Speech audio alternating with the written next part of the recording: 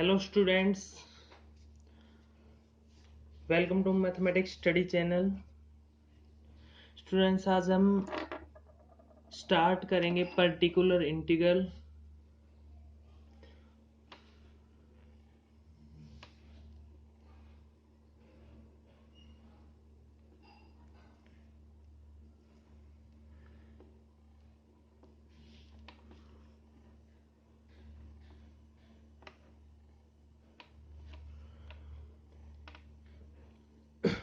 Last lecture के अंदर हमने कॉम्प्लीमेंट्री फंक्शन किया था। आज हम पर्टिकुलर इंटीग्रल, इसको शॉर्ट में हम बोल देते हैं पीआई।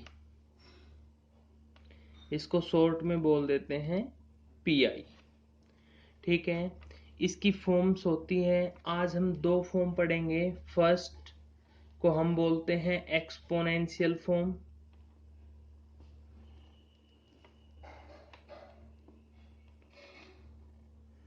ठीक है, जिसको देखते कैसे हैं, 1/f(d) इंटू यहाँ e की पावर ax फॉर्म मिलेगी। ओके, दूसरा हम पढ़ेंगे आज साइन और कोस फॉर्म।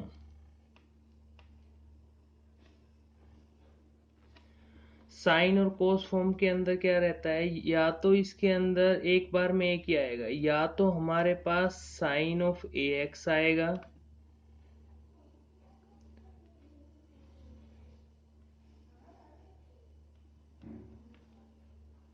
या हमारे पास इसकी जगह आ जाएगा cos ऑफ ax।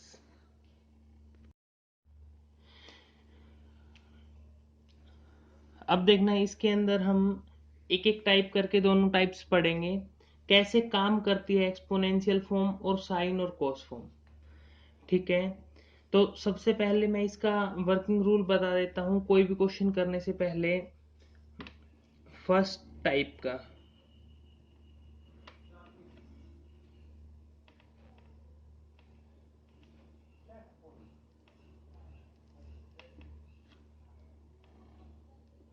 इसका वर्किंग रूल क्या होगा हमारे पास, कि जो गिवन है हमारे पास, जैसे ये फॉर्म बनेगी पीआई की f(d) इंटू ई की पावर ax। तो हमें इसमें ये याद रखना है, पुट करना है d की जगह जो x का कोफिशिएंट है e की पावर में। क्या है x का कोफिशिएंट e की पावर में? a। तो d की जगह हमें क्या पुट करना है? a पुट करना है। यदि d की जगह हम a पुट करते हैं और हमारा जो f ऑफ d है, मतलब या f d को a पुट करने के बाद क्या आ जाएगा, f ऑफ a। यदि वो नॉन जीरो आता है, यदि वो नॉन जीरो आता है ये, तो हमारे पास क्या आ जाएगा, डायरेक्ट ही आंसर मिल जाएगा। ठीक है, यदि दूसरा f ऑफ a क्या आता है, इक्वल्स टू जीरो। यदि इक्वल्स टू जीरो आता है तो हम क्या, ये क्या हो जाएगा, केस ऑफ फेलियर। ये क्या हो जाएगा, केस ऑफ फेलियर। यदि केस ऑफ फेलियर हो जाता है तो इसके लिए हमें फॉर्मूला प्रोवाइड है, उसका हम यूज कर देंगे। तो क्या फॉर्मूला है, 1/d माइनस a की पावर n। ओके, मान लो पहले हम e इसके लिए बात कर रहे हैं, e की पावर ax के लिए। तो ये ध्यान रखना, सबके लिए केस ऑफ फेलियर एक ही रहता है, अलग अलग नहीं होगा। तो 1/d माइनस a की पावर n e की पावर ax क्या आ जाएगा, जितनी इसकी पावर है, कितनी पावर है n, उतने टाइम तो x की पावर आ जाएगी, और नीचे जितनी इसकी पावर है उतने ही फैक्टोरियल हो जाएगा। और जो ये टर्म गिवन है e की पावर ax, वो एज इट इज यहाँ आ जाएगी। ये क्या है, हमारे पास केस ऑफ फेलियर का सोल्व करने का तरीका। वर्किंग रूल देखा आपने, सबसे पहले इसके अंदर क्या करना है, जो f of 1/f of d दिया हुआ है इंटू a की पावर e की पावर ax, तो डी को किससे रिप्लेस करना है, ए से रिप्लेस करने। यदि एफ ऑफ ए ये वाली टर्म नॉन जीरो रहती है तो डायरेक्ट इसको सोल्व कर देंगे, आंसर आ जाएगा। यदि एफ ऑफ ए जीरो है तो केस क्या हो जाएगा, फेल। केस फेल हो जाएगा तो हमें इस फॉर्मूले का यूज करना पड़ेगा। ओके, ये लीनियर में ही लगाना, लीनियर फैक्टर के अंदर। ठीक है, तो अब हम इसके क्वेश्चन की प्रैक्टिस पे चलते हैं। चलो देखते हैं। ये प्रॉब्लम हमारे पास गिवन है। इस प्रॉब्लम के अंदर अब अपने देखो, ये तो हमारे पास लेफ्ट हैंड साइड है, ये हमारे पास राइट हैंड साइड है। जो लेफ्ट हैंड साइड है उसके अंदर हमें क्या करना है, सी एफ निकालना है, और जो राइट हैंड साइड है उसके अंदर हम क्या निकालेंगे, पी आई। अब इन क्वेश्चन के अंदर हम सी एफ भी निकालेंगे और पी आई भी निकालेंगे। चलो देखते हैं इसका सॉल्यूशन।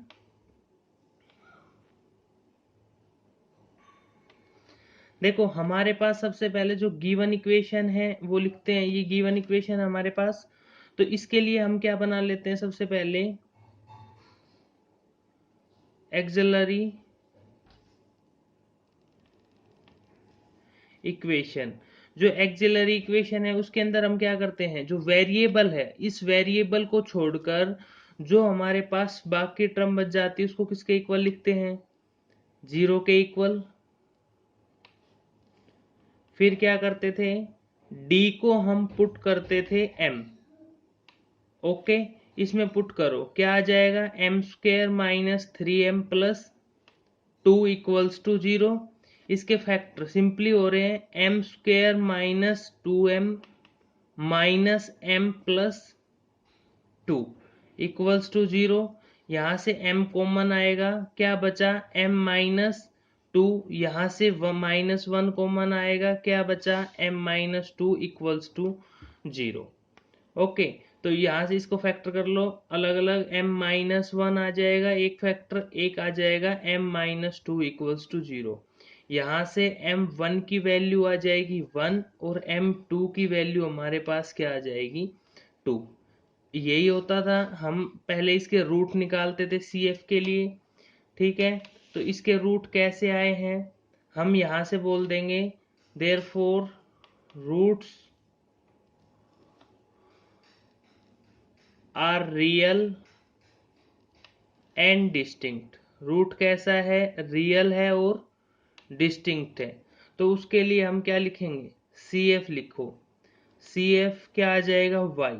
एक बात का ध्यान रखना, जो ये मैं y लिखता हूं ये y क्या है, जो गिवन इक्वेशन में वेरिएबल हमें u हो तो u लिखना है, v है तो v लिखना है।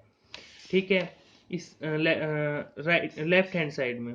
ठीक है, y किसके इक्वल आ जाएगा, इसका फॉर्मूला क्या होता था इस रियल और डिस्टिंक्ट का, इसका होता था c1 e की power m1x plus c2 e की पावर m2x। ठीक है, m2x आ गया। इसके अंदर देखो दो तक हमने क्यों लिया, क्योंकि हमारे पास कितने डिग्री की थी, क्वाड्रेटिक थी, तो कितने रूट आए, 2 रूट आए, तो 2 तक तो हम किसकी वैल्यू पुट कर देंगे, m1 की कितनी है 1, तो क्या आ जाएगा, सिंपल x।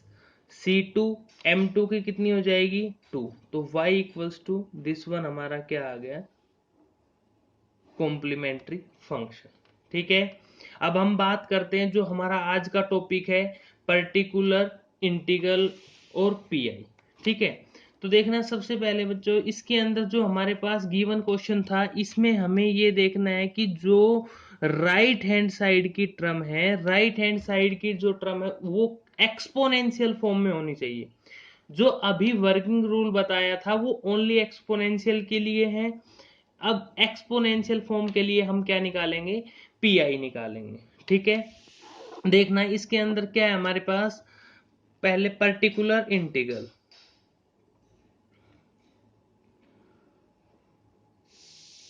पर्टिकुलर इंटीग्रल की लिखने का तरीका क्या होता है, सबको मालूम है, 1/, कौन सी फॉर्म, एफ ऑफ डी आ जाएगी इंटू एक्स। एक्स का मतलब यहां क्या है, ई की पावर ए एक्स। कौन सी फॉर्म है, एक्सपोनेंशियल फॉर्म है। ओके, लिखो इसमें, देखो 1/f(d). एफ ऑफ डी क्या है हमारे पास, जो गिवन इक्वेशन में सिंबॉलिकल फॉर्म है ना, वो हमारे पास एफ ऑफ डी है, तो डी की जगह इस पूरी को पुट कर देंगे। एफ ऑफ डी की जगह। ठीक है, तो क्या है हमारे पास, देखना ये आ जाएगी D square minus 3D plus 2 into x की वैल्यू हमारे पास क्या है जो राइट हैंड साइड में गिवन है, वो क्या है e की पावर 5x। ओके, तो अब हमें सिंपल तरीका बताया है पीआई निकालने के लिए कि एक्सपोनेंशियल फॉर्म में क्या पुट करते हैं। एक्सपोनेंशियल पुट फॉर्म में हम d को, जो x का कोफिशिएंट है वो पुट करते हैं। तो हम d को यहाँ क्या पुट कर देंगे, 5 पुट करेंगे।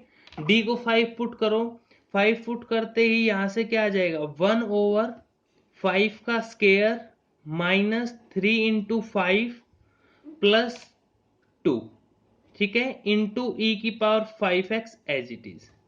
यही रूल बताया था वर्किंग रूल के अंदर। याद रखना है एक्सपोनेंशियल फॉर्म में जब ई की पावर जो भी है उसके जो x का कोफिशिएंट है वो d की जगह रिप्लेस करना है। d की जगह रिप्लेस कर दिया, ये किसके इक्वल आया, 1/25 माइनस 15 और प्लस 2 इंटू ई की पावर 5x, ये एज इट इज। अब ये देखना कितना हो गया, 27 और माइनस 15 कितना बचा, 12, 12 बचा मतलब नॉन जीरो, नॉन जीरो बचा, तो यही हमारे पास क्या आ गया, आंसर आ गया। ओके, ये हमारे पास पी आई आ गया। किसी को दिक्कत है तो दोबारा देखिए, ये हमारे पास जर्नल फॉर्म होती है पी आई लिखने की, 1/f(d) into x. Okay, F of D into x है, तो इसके अंदर हमने क्या किया कि जो एफ ऑफ डी है वो क्या होती है, जो हमारी सिंबॉलिकल फॉर्म लिखी है एक्सिलरी इक्वेशन उसको लिख देंगे D square minus 3D plus 2 जो क्वेश्चन के अंदर गिवन है। फॉर्म जो राइट हैंड साइड में वो हमारा x होता है e की पावर 5x। ठीक है, पुट करते हैं इसके अंदर हम d इक्वल्स टू 5, मतलब जो हमारे पास एक्सपोनेंशियल फॉर्म होती है उस फॉर्म के अंदर जो a की वैल्यू है वो कहाँ पुट करते हैं, d की जगह। तो यहाँ a की वैल्यू क्या है 5, d की जगह हमने क्या पुट कर दिया 5, 5 पुट कर दिया यहाँ पे। ये टर्म एज इट इज चलती रहेगी। जब ये देखना हमें, यदि ये जीरो आता है तो केस ऑफ फेलियर का रूल लगाएंगे, यदि ये जीरो नहीं आता तो ये टर्म हमारी कैसी है, नॉन जीरो, तो हमें क्या मिल जाएगा, डायरेक्ट आंसर मिल जाएगा। ये हमारे पास सी एफ था, ये हमारे पास क्या आ गया, पी आई आ गया। ठीक है, अब देखना हमें क्या लिखना है, कंप्लीट सॉल्यूशन। क्या लिखना है, कंप्लीट सॉल्यूशन। कंप्लीट सॉल्यूशन है तो इसके अंदर हम क्या लिखेंगे, C F plus P I, दोनों का सम कर देंगे। ये सी एफ हमारे पास, पहले ये लिखेंगे C1 e की power x plus C2 e की पावर 2x, और प्लस में जो पी आई आया है क्या आया है, 1/12 e की पावर 5x। ओके, तो ये हमारे पास क्या आ गया, कंप्लीट सॉल्यूशन। ठीक है, ये हमारे पास था जब केस ऑफ फेलियर नहीं लग रहा है, मतलब जो हमारे पास एफ ऑफ ए है वो क्या आता है, नॉन जीरो आता है। नॉन जीरो आता है तो इस तरह से डायरेक्ट आंसर निकल जाएगा। अब हम नेक्स्ट क्वेश्चन करेंगे जिसमें एफ ऑफ ए क्या आता है, जीरो आता है। फर्स्ट फॉर्म आज चल रही है एक्सपोनेंशियल फॉर्म, पर्टिकुलर इंटीग्रल। ठीक है, तो अब नेक्स्ट क्वेश्चन करते हैं जिसमें एफ ऑफ ए किसके इक्वल आएगा, जीरो के इक्वल आएगा। देखना, अब नेक्स्ट क्वेश्चन करते हैं। ये वो क्वेश्चन लिखा है मैंने जिसके अंदर एफ ऑफ ए क्या आएगा, जीरो। केस ऑफ फेलियर का भी लगा के दिखाते हैं, फिर हम चलेंगे साइन एंड कोस फंक्शन पे। ठीक है, अब इसका सॉल्यूशन देखना आप सब।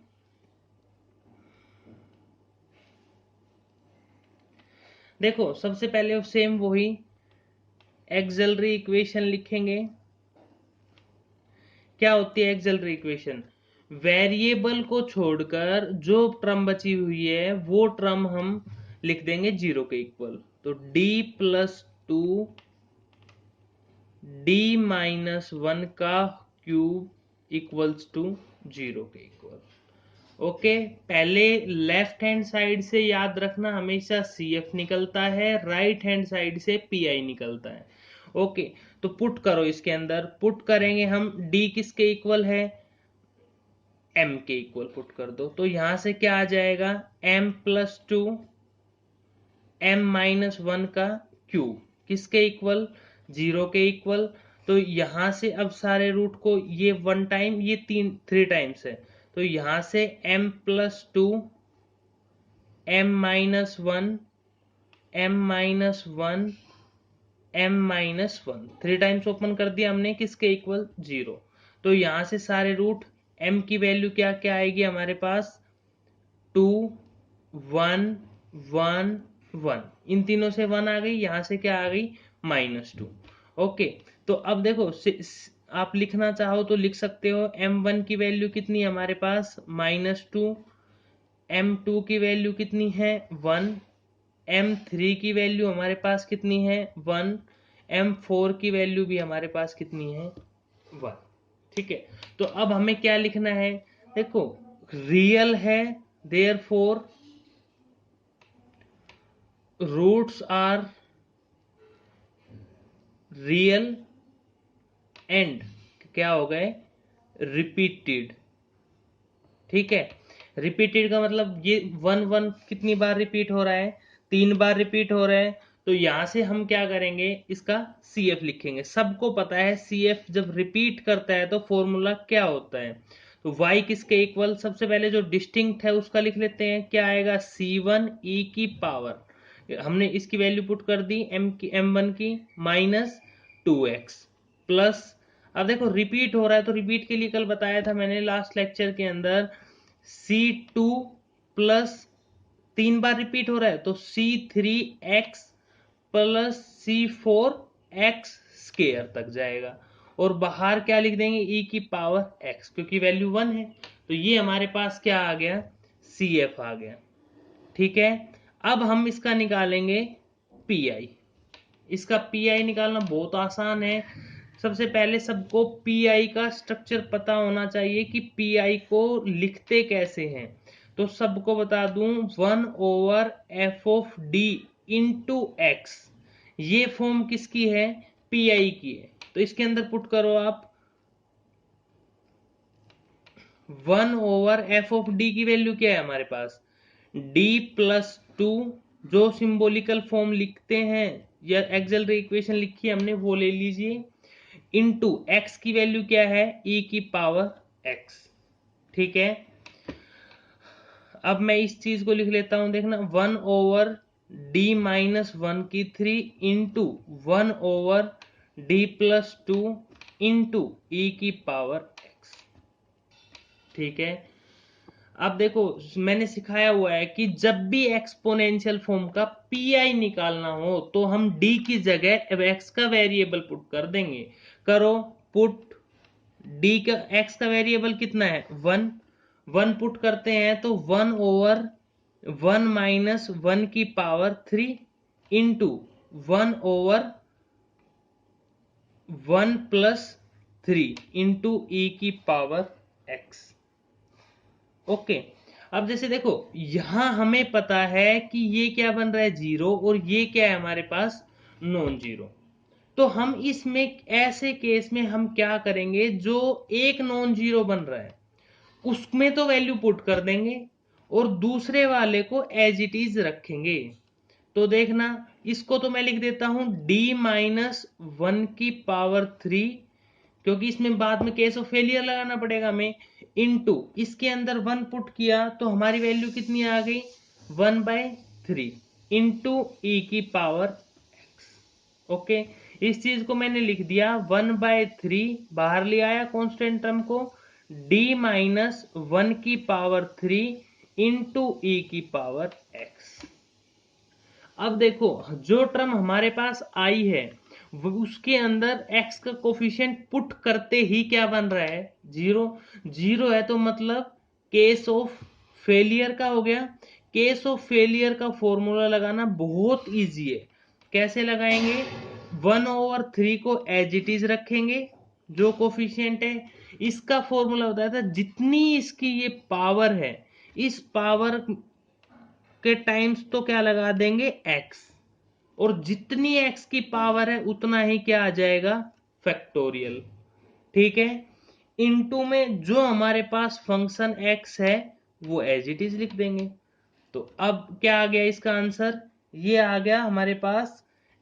इसको सोल्व करना चाहो तो सोल्व कर लो, या एज इट इज लिख दो 1/3 इंटू, फैक्टोरियल खोलना आता है, कैसे खुलेगा 3 इंटू 2 इंटू 1 मतलब 6 इंटू एक्स की 3 इंटू ई की पावर एक्स, तो 1/18, तो ये क्या हो जाएगा 1/18 एक्स की 3 इंटू ई की पावर एक्स। ये हमारे पास क्या आ गया पी आई।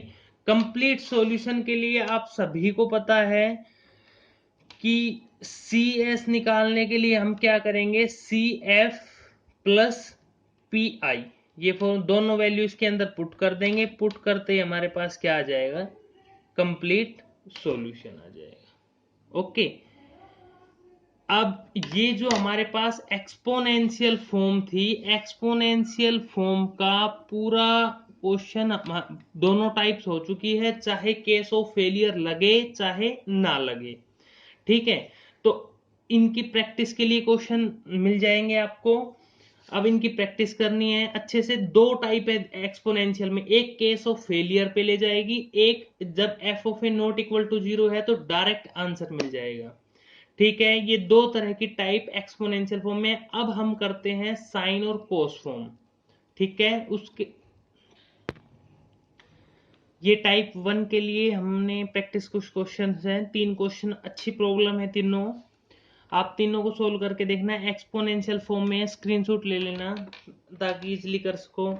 इसका जो इस टाइप के क्वेश्चन है, देखो मैंने इसमें एक क्वेश्चन ये लिखा है e की पावर 2x माइनस e की पावर माइनस 2x, इसमें क्या करना है, इसको इस पे अलग अप्लाई करना है, इसको इस पे अलग अप्लाई करना है। या तो ये क्वेश्चन इस फॉर्म में आ जाए या फिर इसकी जगह ये लिखा भी आ जाए तो घबराना नहीं है, 2 times sign of hyperbolic 2x, इन दोनों का मतलब एक है, ये साइन हाइपरबोलिक का फॉर्मूला होता है, ठीक है, ये इसका फॉर्मूला है। तो या तो ये लिखा आ जाए या ये दोनों सेम तरीके से होंगे, इसको एक्सपोनेंशियल में कन्वर्ट करते हैं, ठीक है। प्रैक्टिस के लिए 3 क्वेश्चन है। अब नेक्स्ट टाइप देखते हैं, हमें साइन और कोस फॉर्म देखना। टाइप 2 हमारे पास है साइन और कोस फॉर्म। इसका मतलब क्या है कि जो भी हमारे पास इस टाइप की फॉर्म मिलेगी, क्या 1/f ऑफ डी स्केयर, ठीक है, इनटू में या तो साइन ऑफ ए एक्स आए या फिर क्या आए कोस ऑफ ए एक्स, मतलब राइट हैंड साइड में इन दोनों टर्म में से मिलेगी एक टर्म, ठीक है, कोई भी मिल सकती, चाहे ये आए चाहे ये आए। तो इसके अंदर हमें क्या याद रखना है, हमें पुट करना है डी स्केयर को minus A square.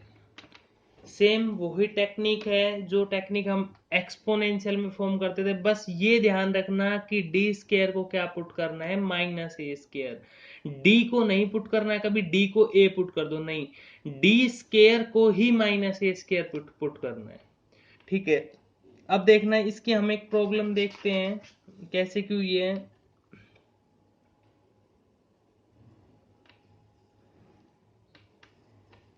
D square plus 1 into y equals to cos of 2x। Okay, तो इसके अंदर हम सी एफ भी निकालेंगे और पी आई भी निकालेंगे। सबसे पहले हम इसको एक्सेलरी इक्वेशन लिख लें। क्या होगी एक्सेलरी इक्वेशन, डी स्केयर, ये तो अब आ गई होगी बनानी, क्योंकि जो y को छोड़ के जो वेरिएबल जो बच जाएगा वो हमारी क्या होगी एक्सेलरी इक्वेशन। पुट करो, d को हमने पुट कर दिया m, तो ये हो गए m square plus 1 equals to 0, this implies m square equals to -1, m equals to plus minus iota. तो रूट कैसे हैं, therefore roots are imaginary and distinct, क्योंकि एक ही पेयर है, ये कॉन्जुगेट पेयर में तो मिलते ही हैं। तो यहां से हमें क्या लिखना है अब, सी एफ लिखना है इसका। सी एफ लिखना बहुत इजी है, फर्स्ट लेक्चर में है। किसी ने सी एफ नहीं देखा हो तो डिस्क्रिप्शन में लिंक मिल जाएगा, उससे एक बार सी एफ। तो सी एफ के अंदर क्या आएगा, y इक्वल्स टू, यहाँ पे क्या है, फॉर्म होती है हमारे पास अल्फा प्लस आयोटा बीटा। तो अल्फा ई की पावर, फॉर्म ई की पावर यहाँ पुट करते हैं अल्फा एक्स, तो अल्फा की वैल्यू यहाँ कितनी है, 0 है, तो ये तो 1 हो जाएगा। ये C1 साइन ऑफ क्या है, प्लस माइनस आयोटा है ना, तो बीटा की वैल्यू हमारे पास आयोटा को छोड़कर कितनी है, 1 है। तो 1 है तो यहाँ पे हम क्या लिख देंगे, cos of x sine of x लिख देते हैं। सेम ही बात इसमें C2 कोस ऑफ एक्स, आगे पीछे लिखा गया है उससे कोई दिक्कत नहीं है, ठीक है। तो ये हमारे पास जो सी एफ आया है वो कितना हो गया, C1 sine x plus C2 cos x. Okay, ये हमारे पास क्या है, सी एफ। अब हम बात करते हैं जो हमारा टॉपिक है पी आई की, ठीक है। पी आई के अंदर क्या है, पर्टिकुलर इंटीग्रल,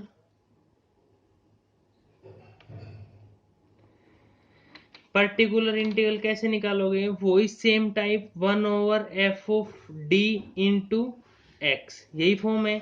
तो इसके अंदर पुट कीजिए, क्या है, 1/d² plus 1 into cos of 2x, ठीक है।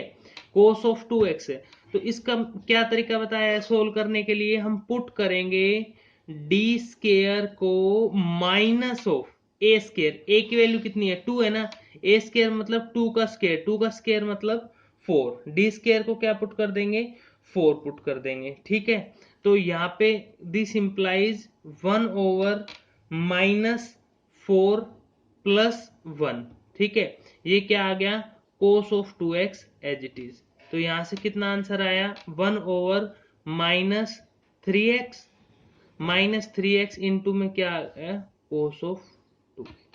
तो ये हमारा क्या आ गया, पी आई। तो कंप्लीट सॉल्यूशन सबको लिखना आता है, दोनों का सम कर दें, C F plus P I, ठीक है, C F plus P I, ये हमारा क्या आ जाएगा, कंप्लीट सॉल्यूशन। कुछ भी नहीं करना, सिंपल सा d² की जगह पुट करना है माइनस ऑफ a²।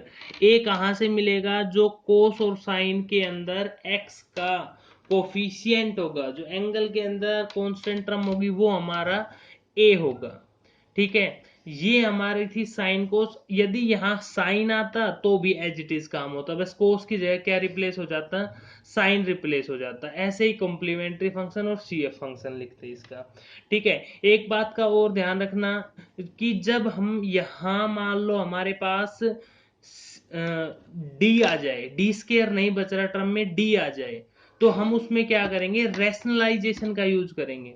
इस बात को अच्छे से सुन लो कि यदि यहाँ पे d² की टर्म ना हो, सिंपल d की टर्म हो, तो हम वहां रैशनलाइजेशन करके क्या बनाएंगे, d² and we put value of d। Okay, तो ये हमारे पास थी साइन और कोस फॉर्म, 2 फॉर्म आज करा दिए हैं, 1 या 2 फॉर्म और नेक्स्ट लेक्चर में हो जाएगी, फिर आपका पर्टिकुलर इंटीग्रल खत्म हो जाएगा। सी एफ अच्छे से कर लो, पी आई अच्छे से कर लो, यहां से कंप्लीट एक क्वेश्चन आता है। बहुत अच्छा टॉपिक है, इजी टॉपिक है, हर बच्चा कर सकता है, ठीक है। आज के लेक्चर में इतना ही, मिलते हैं नेक्स्ट लेक्चर में, थैंक यू।